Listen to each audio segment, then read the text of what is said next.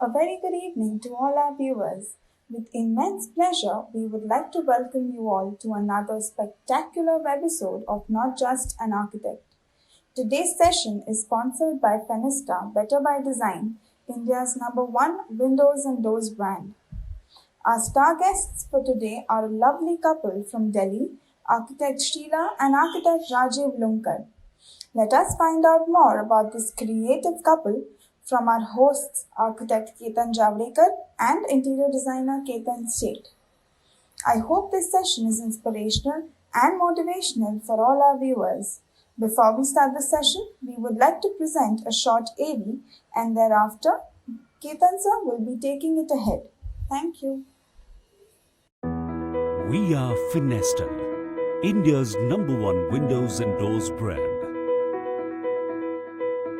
Our vision is to improve the lives and homes of customers through innovation and excellence and be the brand leader in customized building solutions. Our mission is to establish a service organization that passionately provides customized building solutions and deliver exceptional customer service. Fenesta windows and doors are crafted scientifically based on your environment, architecture, rainfall intensity, and wind speeds. We are the only company in India that manufactures its own UPVC blend and profiles. No other company in the country has the best of both worlds. We are India's largest windows and doors brand, with an experience of over 2.5 million installations. Our service spans across 327 plus Indian cities, as well as in international markets. To top it off, we are a part of DCM Shriram Group, started in 1889, with a turnover of 1.2 billion US dollars. DCM Shriram business portfolio comprises various other sectors such as agricultural rural business, chlor vinyl business and value-added business. Our humble journey began in 2002. Through the years, we have only progressed to becoming India's leading windows and doors brand.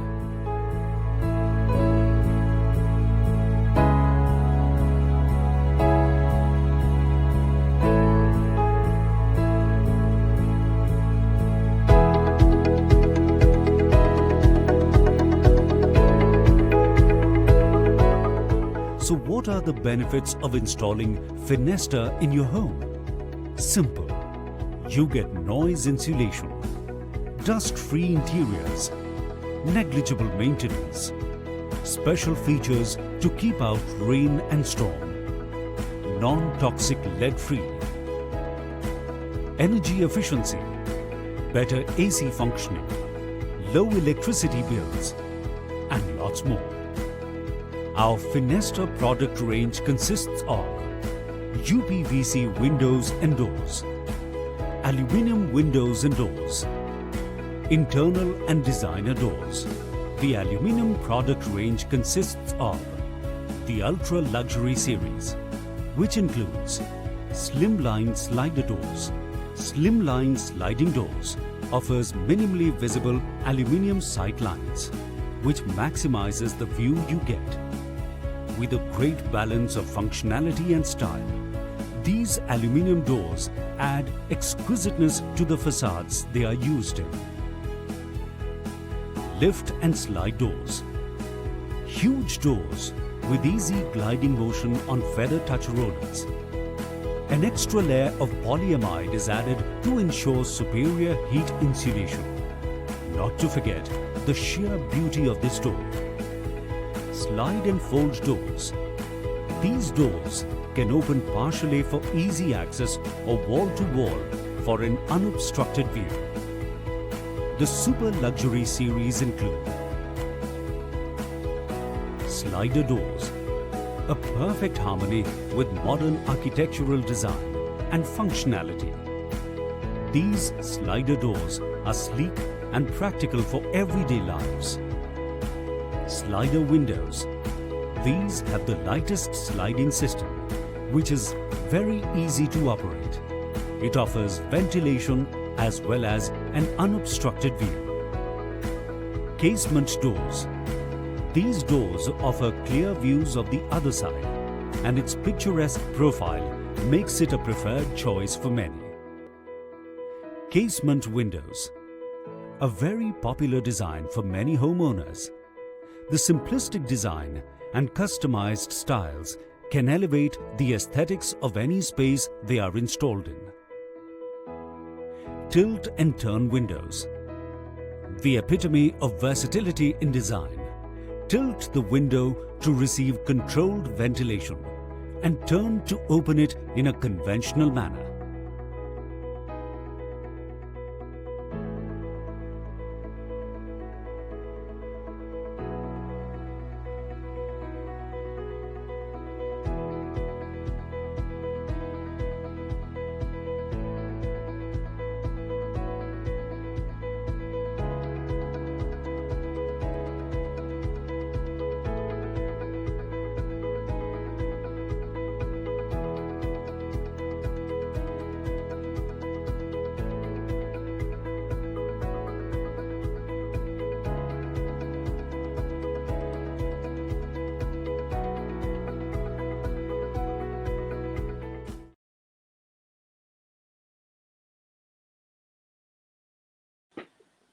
Welcome everyone to yet another episode of Just Not an Architect.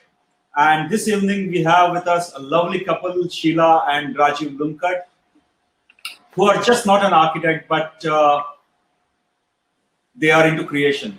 Well, all architects, all interior designers are creative people, they create, but there is a difference between their creation and our creation. So we move ahead, but before that, Ketan, let me ask you one question. How many craftsmen did you work with in this so many decades of your practice? Yeah, if I have to say something, maybe not less than 50 at least. Wow. But what about you? How many you have worked with how many artisans so far? You are an artist by definitely you are an artist by itself. No. So the craftsman, yeah, I mean, we work with carpenters, but the actual craftsman which these guys deal with, I don't think so. I've worked with any of them. Oh, what are you saying? Yeah, and that's where their expertise lies. But then, do you know how many crafts they are documented officially on the list? Are you aware of that number? Well, India, the craftsmanship is, I mean, it's gone deep into grassroots level, but I don't think so. There are, हम लोग बोलते थे 64 class है और अपने region में, but I don't know much of more than 20, I think, crafts. Okay. So to reveal that we have this wonderful couple, and let them say everything about that, right? So let's start with Sheela and Rajeev. You can definitely give us some insight, Sheela and Rajeev. So my question goes with this only. So how many documented crafts are there in our country? Hi everyone, thank you for this lovely welcome. So as architects, I forayed into the journey of crafts, and we've got upwards of 726 crafts in the country. Wow. And over 10 million people involved in craftsmanship across various skill sets, from semi-skilled, super skilled, and master craftsmen. It's been an incredible journey from architecture to crafts, which we'll love to share with all the people here today. What I was saying, 700 crafts are there in India. Yes. 726. What to be precise? And plus these are documented. Wow. They are officially on record. Absolutely on record.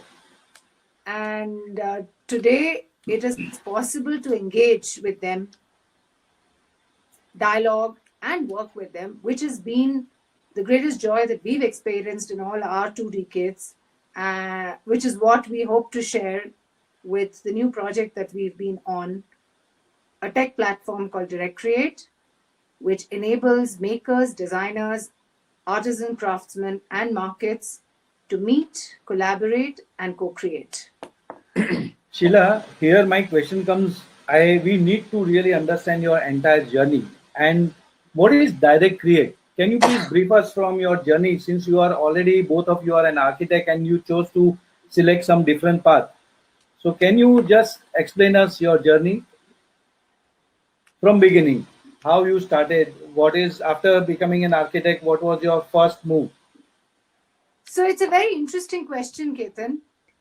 5 years of architecture, like we all know, is a highly incredible creative process. Yes, and we absolutely. all come up thinking we are going to build hundreds of buildings, change the world, work with urban renewal, build cities, and all the while. There was nothing different within the journey that I started as well.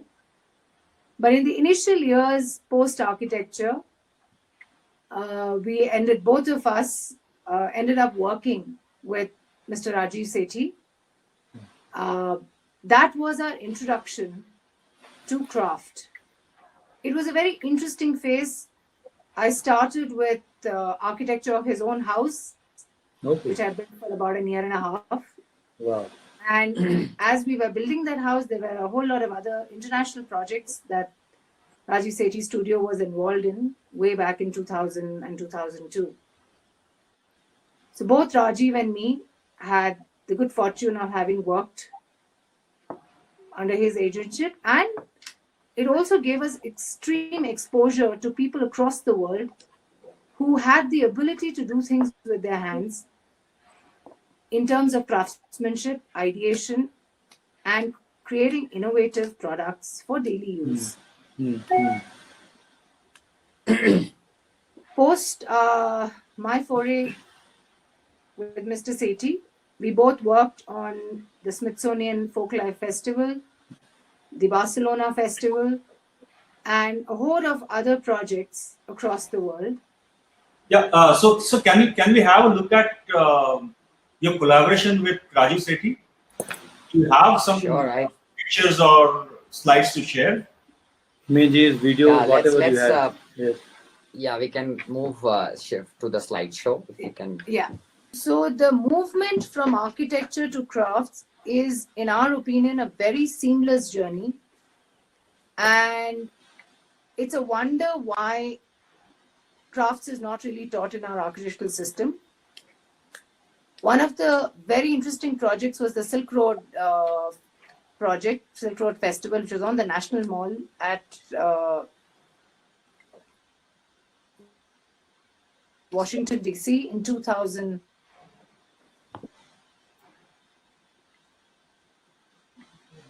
From across the world, across the Silk Road, had come together under a Smithsonian grant, and we had the good fortune of having built the entire festival. It was a temporary festival of about 3 months.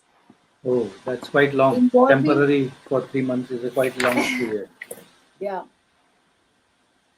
It also was one of the very few festivals which brought together cultural knowledge to people across America.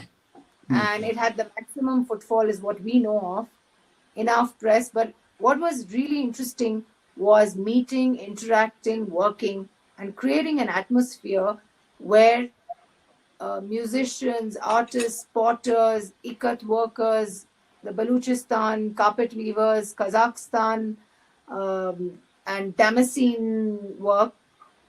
So all talents were together over there. Yes. Yeah, it was a complete amalgamation of all forms of art from these regions. Fantastic. And what we were doing was thematically creating a setting in which we showcase this. So these structures are all things that we actually built and shipped to Washington, and then also erected them over there. So it's very, very different experience from a conventional, architectural experience where you normally do not actually get on the ground and build things yourself, or the number of artisans and artists you work with, that ratio is never over skewed to the carpenters and the plumbers and the other, the general skills that you work with. Here Yes. it was completely skewed, where almost 80% of the crew was highly creative, people.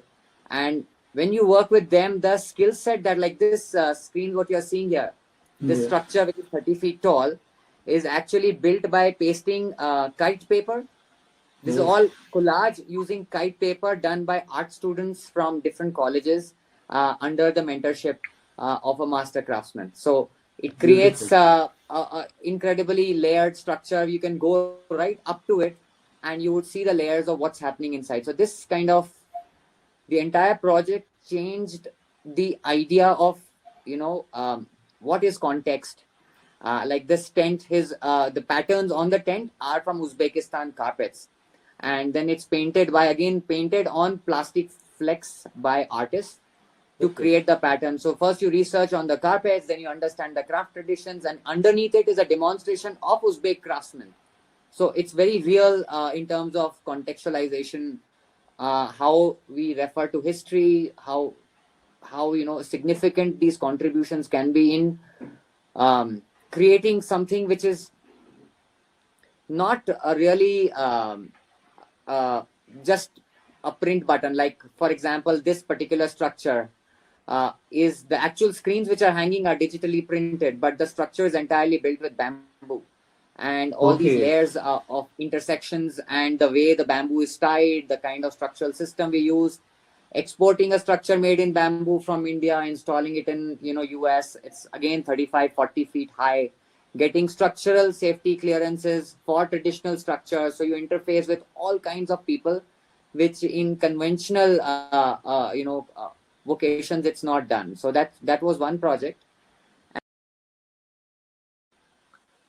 These are all, so these ribbons are hanging, which are hanging from that. They are all done by tie and dye processes in Surat. So there is craftsmanship across here into up to the last trinket which is being tied. It's all coming through craft, but contemporary format. The language here is not like traditional. It's a true merging of architecture, architectural know-how, and craft techniques, coming up with an innovative product for a new use in contemporary life today. Yeah. So, Raju and Sheila, I wanted to ask you something related. You have studied your architecture for 5 years. You have practiced it also for some few years also. So, how this architecture education is helping you in getting into your direct create? So No, yeah, it's Direct Create today is a tech platform that we've built over 5 years, connecting makers, designers, and markets to collaborate and co-create. I feel architectural education and the need of an architect is about solving a problem for society, for the client, and coming up with the finest aesthetic expression to the person's needs, whether it's a society, village, city, independent building. And the framework of that definitely was set with our years of education and experience as an architect. You tend to see things in a holistic 360-degree approach. And looking at what the world gives you, you put things together and come up with a solution. For us, the difference has been rather building many buildings in the physical space. We've both done interiors and houses in the early stages of our life. yes.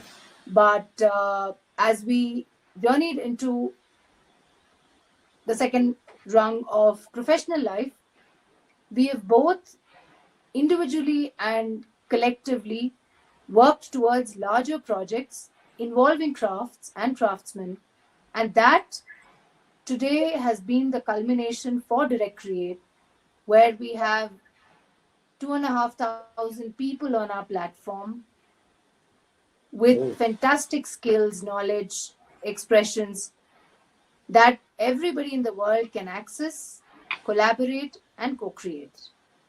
Well, I'm sorry to interrupt. That's been Yeah, sorry to interrupt, but let me tell you, this network issue is It's because still of there. it's there because of a particular reason. Let me tell the audience that we will come back to that because they're sitting in such a nice area that everybody would love to visit there. But we'll come to that later. Please bear with the network issue.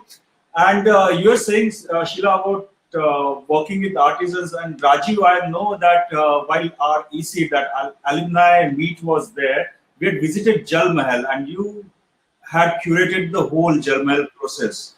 And you worked with artisans with the actual techniques of execution of the work, the marble inlay, maybe it be marble inlay or the stone work. So we'd like to know about Jal Mahal. Yeah, Jalmal was actually, so it as in a trajectory. It was right after we left Rajiv Sethi, like that assignments got over. So it was a good change from temporary structures to a massively scaled up permanent physical space, almost like going back to architecture in many ways. But because of the learnings of that exposure to crafts, and it just changed the entire perspective of how to approach a problem. In this case, there was a monument which was in extremely bad state. So moving to Jalmal after working on a whole lot of temporary projects which were very international and programmatically very different, was a very big change, and also a very interesting change. It was like getting back to architecture. But Jalmal is a PPP project. It's a very different, structuring from a project point of view, and it was the first of its kind, probably in India, where a tourism infrastructure project was brought under PPP, and a 300 acres of lake, along with this monument in the lake, was given exclusive rights to the bidder to develop as a destination, and then develop almost 500 crores worth of tourism infrastructure comprising of cultural spaces, museums, art galleries, restaurants, cafeterias, hotels, all on the edge of the lake, so that the Jaipur city can grow itself as a tourism destination.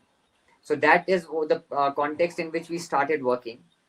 But very soon, within the first 6 months of starting work on the project, we realized. I mean, small thing I would like to add here is, actually, so me working on the project was not as an architect.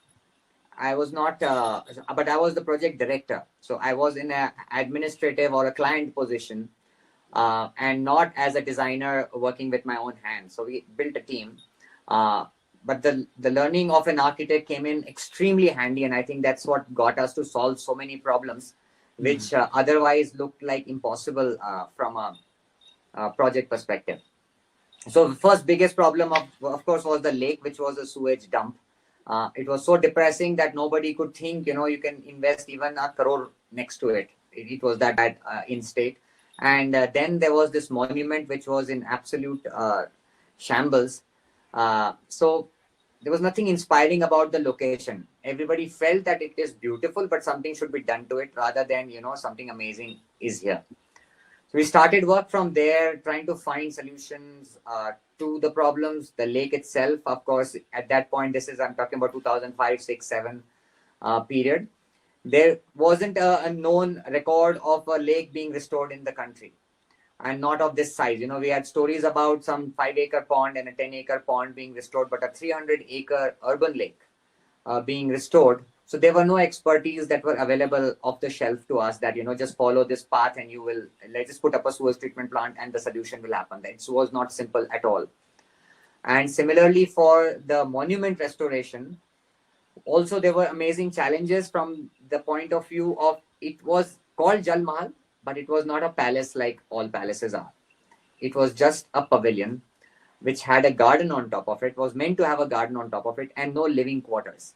So it was just a destination to visit and a place to celebrate or enjoy and come back. So very different context from a conventional, there are many hotels which have been created into palaces. There are a lot of great stories about conservation around those, but again, at that point, we did not find a single story of revitalization where you, because of the original state being so bad, it was not something that we could just restore. There was nothing to restore there.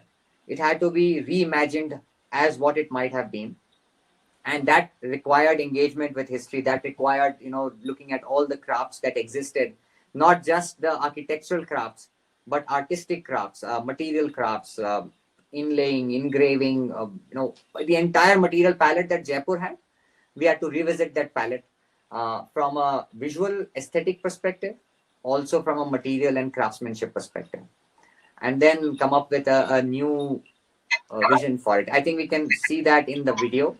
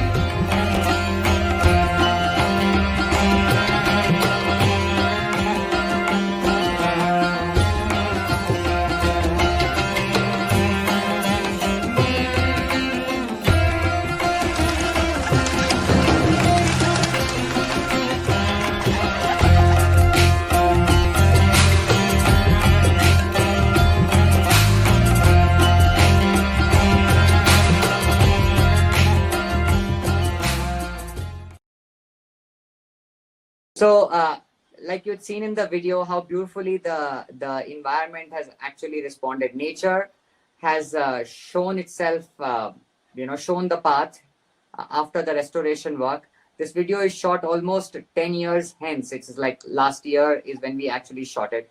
So 10 years post the restoration works were completed. The entire bird population in the lake has multiplied like multifolds. We had just about 8 species of resident birds at that point. We have more than 35 resident birds now, and their population is swelling. The entire lake gets managed by less than 8 people, humans, and there is no mechanical intervention in the entire process. So it's been quite a learning to see this evolve over a period of time, and that's been the biggest, say, Great, the Rajeev. takeaway from the project. It's fantastic. And I've seen that with my. It was an experience to visit the Yeah, place. absolutely. You're making us time to visit that place. We should. Yes. So let's have some mini tour kind of thing post It's pandemic. also probably the only lake in the country to have got fully restored. Wow. And Ecologically restored. Actually, there are. So when 10 years back we thought we were the only one, I think even today we are the only one. It's just that things haven't really moved. That's and the remarkable. project won the IVLP, the International Visitors Leadership Program for the US Senate in Eco Conservation and Water, which I think if we need to do many more of that, but it's been a great journey. Fantastic. Yeah. So, guys, I think so. There is some network issue which I keep seeing. I think so. You are at Jilling Terraces. Are you at Jilling Terraces? Yes. Yeah, great. No wonder. But now you need to explain us about Jilling Terraces in detail. Yeah, let's show you something where we are. So this is at 7,000 feet. I'm going to take you for a quick walk. Oh, wow. To switch the camera to.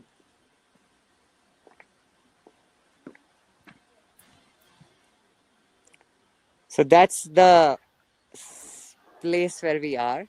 You are in 7 heaven or 7 clouds, 9 cloud 9. It's our interiors architecture and craft project where we are both architects and clients together.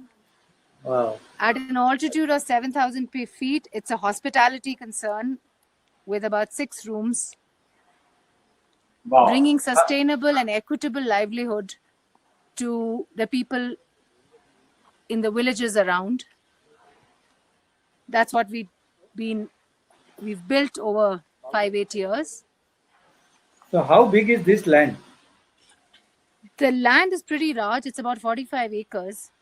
Oh, that's But huge. we've only built a small, and it's an old house. It's a 1932 house that was completely restored to bring in the creature comforts of today's contemporary life. Most of it is from handmade products, including furniture and the textiles and the crockery and the cutlery. A large part of it sourced and made with artisans and craftsmen across Uttarakhand. Sheila, have this a is- very yeah. Please do complete then. Yeah, so this is one of our projects and ongoing projects, and it's been interesting. This laid the foundation of Direct Create because the technology website that Rajeev built almost 6 years back is working even today without a hitch. And it's been interesting how people have customers have commented saying the place is really beautiful, but the website is even more aesthetic and user friendly. Yes. And it's been interesting how from the Jilling Terraces website, Direct Create got its launchpad. We moved in the technology space and put together all the people that we've worked with over these years to enable others to create with them. I'll ask Rajeev to talk more about Direct Create because No, before that, Sheila, I have a question for you. You were part of Yeah. Fab India and then Swadesh. Yes. So can you just quickly explain me about Fab India, your journey in Fab India and then Swadesh? Sure, Ketan. Let me share some slides of our work at Fab India. In 2017, Direct Create was invited to lead the home and lifestyle. Fab India wanted it to be a strategic business unit. And for an year, we were involved with all aspects of home and lifestyle, from design of the product, the strategy, distribution, selling at the stores, and every aspect of the creative process of working with a product. There were upwards of 5,000 designs that were created as collections. One of the most interesting one was a stackable modular cutlery tableware range from a set of Indian artisans, craftsmen, and producers. With my experience in Fab India in the earlier 2000s, where I was also the CEO and MD of the artisanal cluster Desert Artisan Handicraft, wherein all our vendors and the people working with the company were also shareholders of the process. The Harvard case study on Fab India was based on the Desert Artisan Handicrafts, wherein in the initial year of 2007, the company started with 1 crore and had a revenue of 21 crores with almost 3,500 people as shareholders, working with grassroots vendors, craftsmen, and people, and bringing them as stakeholders of the entire process.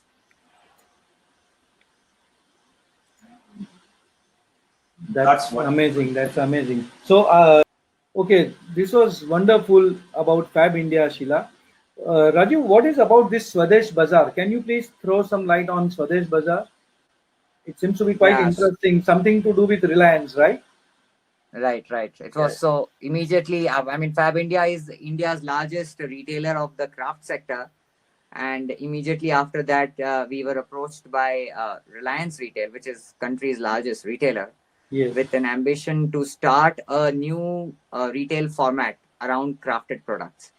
And that's why they reached out to Direct Create and wanted us to put together a collection that they wanted to show as the launch collection of Swadesh during the pre-wedding celebrations of Isha Ambani's wedding in Udaipur. And so it was this exercise was was a time cruncher. We had a total of 60 days within which the entire thing from an idea to its execution was conceptualized and finished off. And so Swadesh Bazaar was basically a very, very fast exercise in putting together this idea of India-centric retail built on craft traditions. And we had, because of Direct Create's network, we were able to pull in more than 20,000 products from across the country, put together teams of supervisors, curators, experts who could guide us in finding the best of Indian crafts and allow us to put it together. And along with that, we were also simultaneously visualizing the way this retail experience would be had by the visitors. So what I'm sharing right now is this whole idea of the presentation of how the bazaar was actually created, which is an architectural exercise, almost entirely done using craft traditions to set the stage, and then every product inside it is also crafted. So creates an entire ambience which is built around handcrafts. That was the unique aspect of this entire Swadesh Bazaar event. So I'm just taking you quickly through the mood boards from a design perspective. It is we are trying to look at how traditional styles, materials can be blended. So for the execution of Swadesh Bazaar, we created very large scale structures using a lot of the craft traditions. Also simultaneously, what was happening is trying to identify a visual format. Fab India, like I said, is the only retailer which is craft centric in the country. If we were to ask anyone, like, which is a Indian centric retail, what is the look of an Indian centric retail, we'll be short of words because there isn't a single traditionally oriented Indian retailer in mainstream. So there is a huge gap in visual articulation. Like if you were to set up a fashion store, you know exactly how to align things, what is the look and feel. But if you were to make a India centric store, there is no vocabulary to build on. So we did a lot of research very quick. But because of Direct Create, we were able to run this at a speed which otherwise was unthinkable. To have access to all the craftsmen as well as to have access to all the build forms and structures. So this is one segment where we are talking about how the event was conceptualized. I'll just switch to another presentation where we are looking at how the final event actually looked like. We also have a compilation, a small video, which can take you through the actual event as it was happening.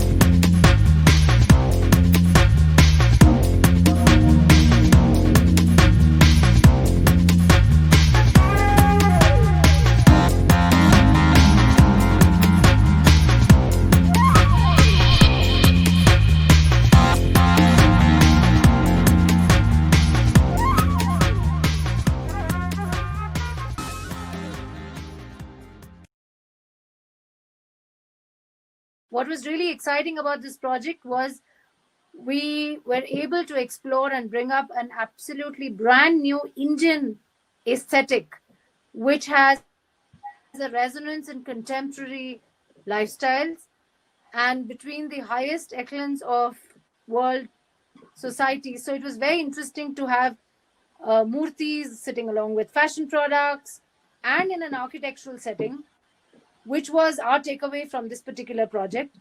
And all this was possible because of Direct Create and what we've built as a technology platform for the last few years. We've custom built it using several frames and all that technology has to offer today. Wow, it's a wonderful, it's so mesmerizing video. Everything what I have seen so far since our session we started, it is amazing. Now, Raju, can you please throw light on your Direct Create? What is it about? So how does it happen? What kind of activity happens in Direct Create? Can you please explain us in detail? Sure. So we'll just switch to a live screen mode because Direct Create is a online platform and it's, I think, best experience if we just go live with the platform, and I'll take you through the various features that it has. Yeah. So Ketan, let me take you through Direct Create. I'll just navigate you through it so you have a first-hand experience of how the platform works, and would love to have your feedback also on the same. So you have reached the landing page of directcreate.com. If you scroll down here, you will get to read a lot about the industry. What is the handcraft movement all about? The the feature sets that Direct Create has. Now we can move to a more detailed section, which is what we call our knowledge base, which is on the top left, just next to About. There is a section called Crafts. And this is a unique database, visual database, searchable database of the crafts of India. Remember in our conversation when we started, you had mentioned about the number of crafts India has. So this is a place where we want to put in all the 726 documented crafts, and maybe, you know, at some point in future, all the crafts of the world under one place, where you can search them and also know them visually. You know, one of the biggest challenges that we encountered right in the beginning was that the entire world has shifted to digital. Google rules the knowledge space. Now, if you do not know what something is called, you will never be able to Google it. And if you will not be able to Google it, you will not be able to know more about it. And that's where our crafts are languishing, because most people, do not have a full vocabulary of the craft. They don't know actually what all is there. And then they do not know what it is called. They might know it from a photograph that my grandmother had it, or somebody else, they've seen it somewhere, or they might have it in a magazine somewhere, but they don't know what it is called. So this is a place from where you can launch an collaboration, start working with somebody just from a visual database. And also, if you do not want to make anything, it's a great place to learn about the crafts. Like, just stop here. For example, if you go up, just go up, you'll find slightly up, you'll find Dokra. Now that's a beautiful, what is that craft. Dokra mean? So Dokra is just open it. You will get to yeah. So Yeah, my idea it's is made that of you metal. should be able to navigate. Is it made of metal? Yes, it's cast brass, Okay. and it's a lost wax based casting technique. Now the beauty, I mean, from an architect's point of view, the beauty of lost wax technique is you can make one piece at a time. You don't need mass production. They don't make molds to turn hundreds of thousands of pieces. You can design one piece, and every piece can be unique, and they can do it very, very fast because they are super skilled in what they're doing. And all of that is done at price points which are incredible. So if you just scroll down here, suppose, for a project, you want to create something like maybe say a door handle, or, a Mask door or stopper, something. any kind of hardware which uses brass. And you can see from the pictures, you can see the level of detailing they can achieve. So You can just now Raju, go down. Yeah. Raju, I have a small question here.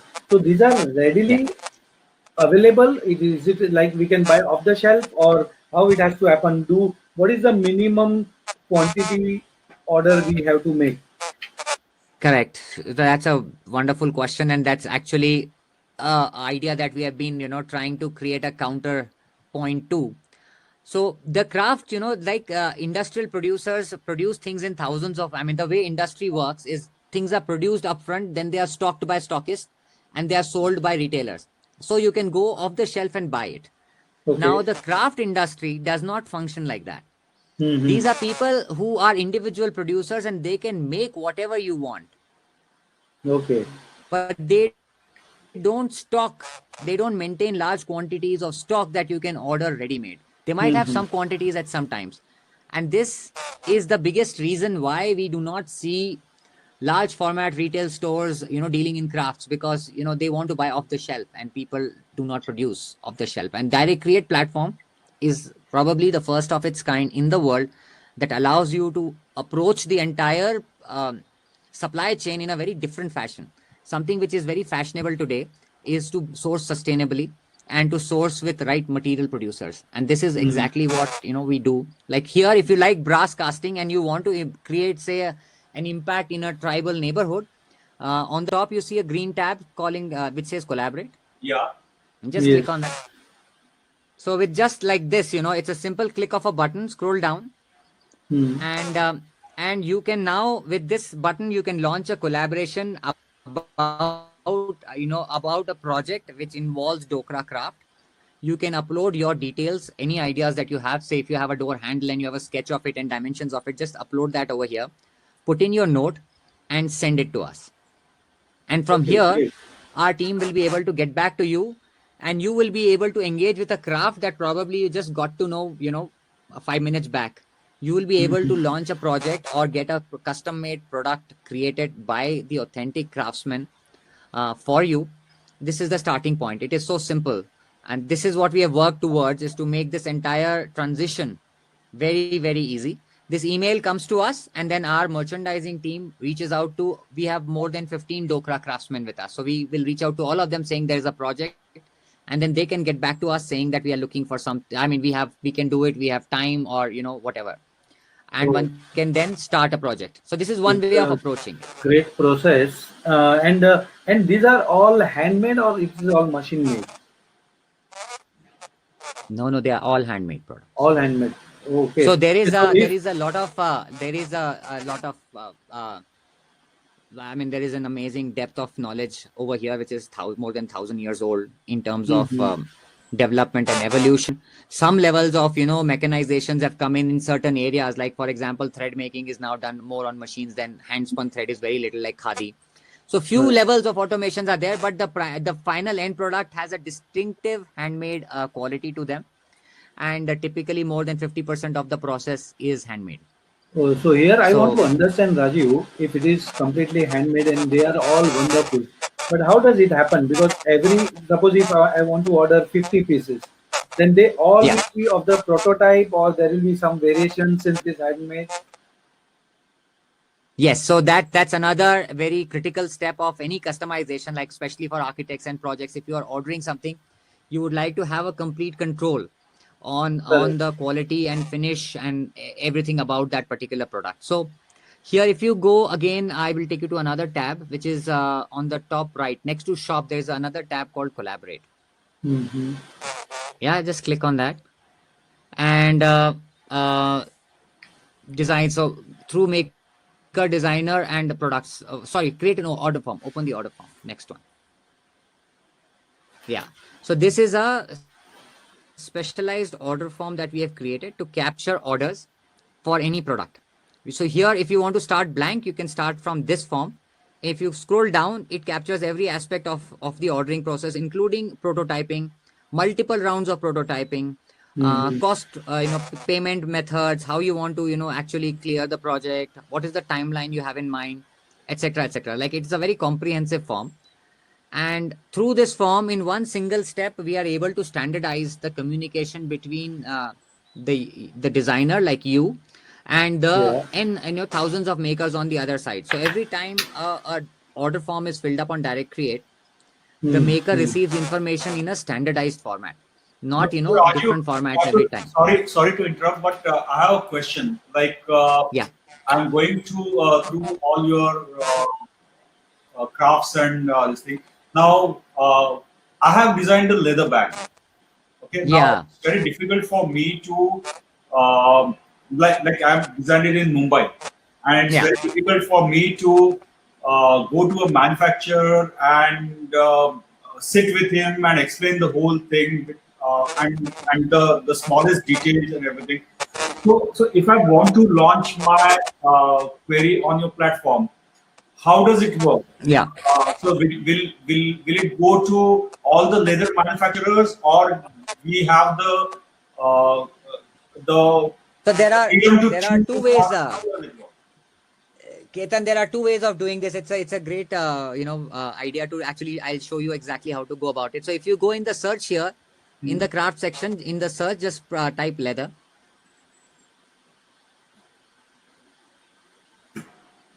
Yeah. So you have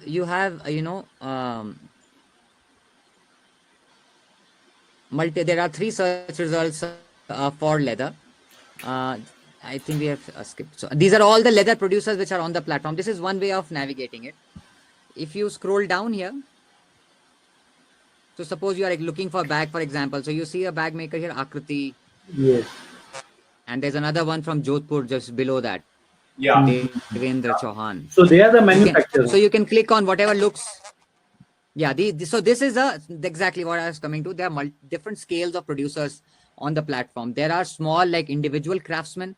There are cluster and self-help groups level of people, and there are NGOs who are working in this sector. And then there are large producers who are sometimes exporters, sometimes they are catering to domestic market, but they can produce in larger quantity. So depending on what your requirement is, whether and I mean, even something like this, like the footwear person, now you might actually want a bag which is Beautiful using bag. the techniques of footwear, like the stitching, Yeah. or and we have had examples of things like these where a footwear maker will stitch a bag for you, but he will use, like, especially like Kolhapuri chappal, the knitting, the weaving technique that they use to stitch the chappal together is a fantastic detail to bring into a bag. And that can actually be a great innovation in itself. But that's a kind of project you can launch here on a click, like on a click of a button. Like this particular maker, if you think this is a design you like, just click on that bag in the lower left that was there in his listings. I'll tell you how the customization works. So suppose this is closer to your product, that you think this is the look and finish I'm looking for. Now you will see the purchasable product. This is where e-commerce ends. Normal e-commerce will bring you to a spot like this. But on Direct Create, you can go to the right side and say start a project. So when you click on collaborate, this is what opens up. Now it's captured the detail of the bag which you have picked up as a reference. It's also got the name of the maker who's making it. Now you can fill in your details over here, what you want, including pictures, drawings, whatever you wanted to add, and then submit it. So this, when you approach it from this fashion, it will go straight to the this particular maker, and he will be able to give you an offer on this, your requirements. Yeah. So, Yes, Rajeev and Sheela, let's go through with it. Rajeev and Sheela, Yeah. I must say here that the art which is Yeah. not known to many or which is lost somewhere, you people are responsible to bring it back, and it is so amazing job what you are doing. It is like bringing back our heritage art and craft back in the today's scenario, which is remarkable. So we genuinely, from bottom of our heart, we compliment you for this. This is amazing. It's open up a new world for us, actually. Yes, absolutely. I mean, our dream is that we not only cherish our craft as a heritage, but we see it as our future. We want the young designers to innovate with them, not consume it as like as gods and goddesses, but actually engage with it, design new stuff, engage creatively with these 1,000-year-old skill sets and make something fantastically new, high tech. But the skills are all there. This is faster than 3D printing. It's faster than any technological solution that is emerging on the horizon today. And it brings equitable livelihood to rural India and semi-urban India, where we are asking our youngsters to all learn English, go to college. It's not going to work. 5 generations of the traditional knowledge is lost. Absolutely. If we do not give them care, we don't engage with that knowledge, then they are neither there nor here. And we will end up, what will we do? We'll end up consuming and typing on Amazon and say, ye de do, wo de do. And that's it. So, I mean, we were introduced to this journey by somebody. Our only thing is we want to be the platform, and everybody should engage and find their own methods of creativity. That'll be our happiness, whatever. Yeah, it's an amazing platform for both the parties, for the actual workers or artists, and for the end buyers. Rajiv and Sheela, it's very, very mesmerizing. Learning about your journey, learning about craft and art of India, about artisans, your platform, your collaboration with grassroots level craftsmen. So, what would you suggest if an architect or an interior designer or young brigade, especially, who want to take up such kind of offbeat tracks? What is your advice to them? So we both have our own journeys, so we'll share them individually. I feel from where I see it, it's a journey that everybody should take, because at the heart of it, once you are an architect, you are actually forever an architect. You could be doing whatever. That learning is never unlearned. and it always helps you no matter what. But I think people should get more and probably listen to their calling. It's not necessary that architecture means only brick mortar or between interiors and architecture. That's not the only space. There is plenty to explore and apply the learnings, the process, that 5-year process that we all go through kind of changes the way we are able to see things. And that's quite unique. Having worked with so many different disciplines now, what's quite clear is that that learning process is unique and it gives you certain skills which everybody can use wherever they want to.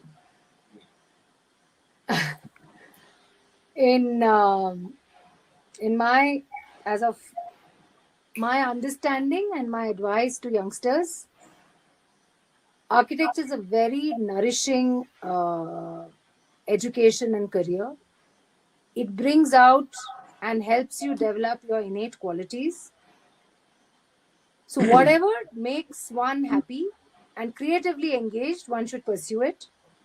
It's not, and it's never an easy path, as we all know, whether we are doing actual architecture or non-architecture. But we all do know that it brings great joy, and in a society which requires a lot more empathy, compassion, beauty, aesthetics, and inclusiveness, it's a very, very important facet of human nature. And that's what I have followed. And that's the only advice I would give everybody. Be totally free with what you want to do, but do it well with all the passion that you have, and forge your own paths. You'll reach somewhere. Nice. Great. Very, very well framed, Sheila.